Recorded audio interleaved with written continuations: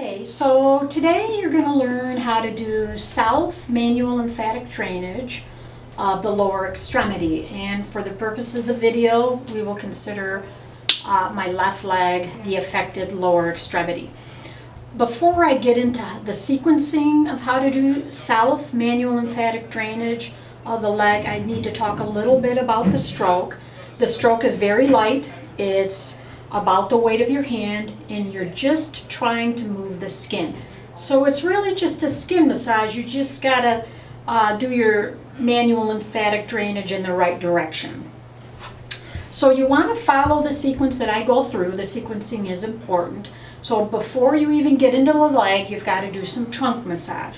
So your manual lymphatic drainage will start right here in this fleshy area above the collarbone, the supraclavicular fossa. You're going to cross your arms in front of you, and you're going to massage in a circular motion in this area. Think of your fingers or your hand being glued to the skin, and you're moving your skin. You're not moving your hand across the skin creating friction, you're moving the skin. So for the purpose of the video, 10 reps is sufficient in each stroke. I won't do 10 reps today, but you will be asked to do 10 reps. So after you do 10 reps here in your supraclavicular fossa, you're going to go straight to your belly.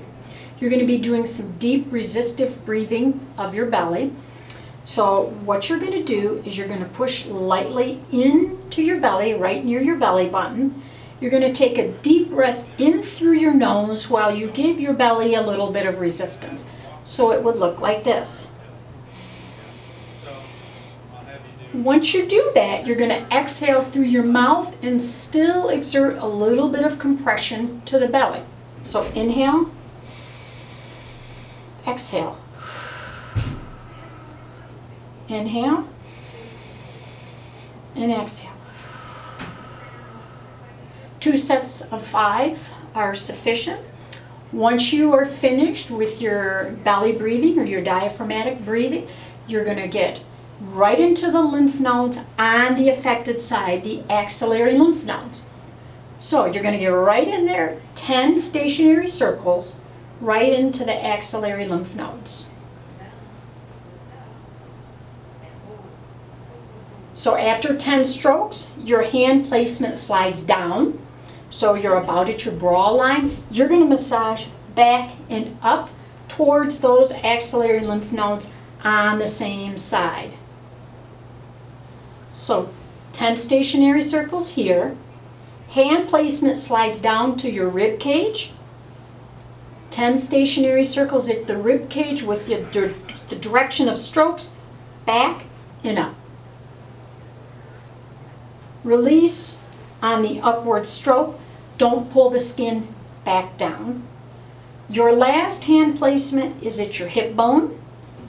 Same stroke, which is back and up towards the axillary lymph nodes. 10 times.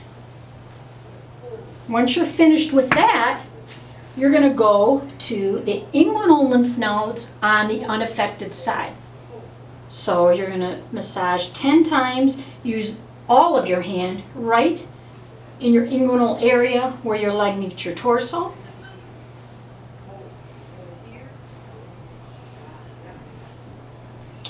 Once you do that, you're going to massage in your lower abdomen. You're going to start above your unaffected leg, but your direction of your strokes in your lower abdomen is actually away from your affected leg, towards the unaffected side. Then you come to this side. Massage towards the unaffected leg. Once you've completed your trunk, now it's time to get into your affected leg. Your first hand position is at the top of your leg. The direction of strokes is back and up toward your buns. Over and up. 10 times.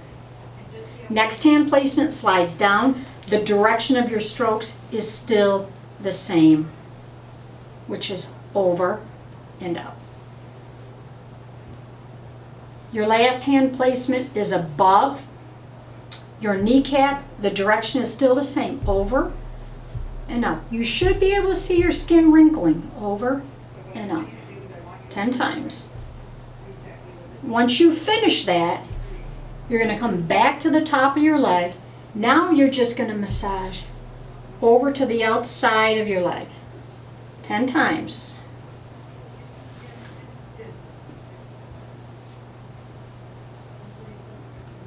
Here, hand placement slides down to the mid portion of the inner thigh, over, now, over, over. Last hand placement above the kneecap. The direction of strokes is you're still pulling that out.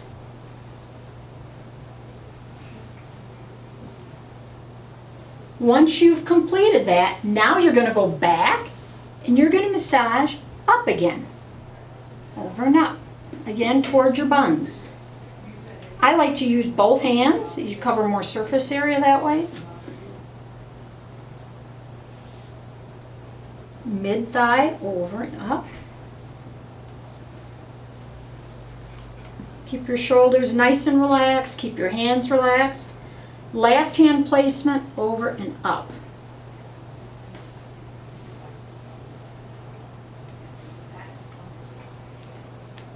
So once you finish that, the knee area, what I like to do is massage back and up. Still a relaxation phase at the top of your stroke. You can even massage right over the top of your kneecap if that's the problem, over and up. 10 strokes. From there, bend your affected leg. The next stroke starts really on the inside of your lower leg, more towards the knee. The direction of strokes is towards the inside of the knee. So you're essentially just massaging up towards the inside of the knee.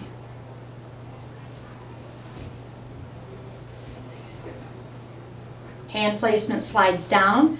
Direction of strokes will almost always be up. I can't think of one situation where the direction of strokes would be down towards the foot. Even though the hand placement slides down, the direction of strokes is always up. Then, when you do the outside of your lower leg, you're going to pull over and up so the direction of strokes is still towards the inside of the knee. Here, here, very light, very gentle, and lastly here.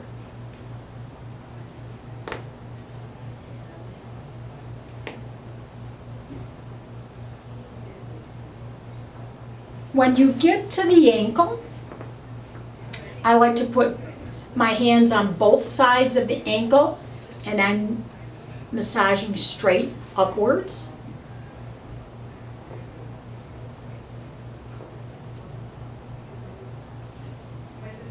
If your foot is unaffected, there would be no need to go any further than this.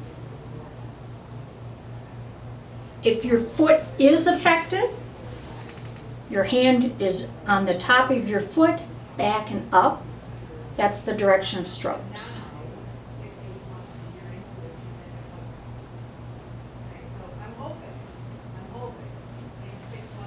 And then after that, you're going to come all the way up. All the way up to the armpit.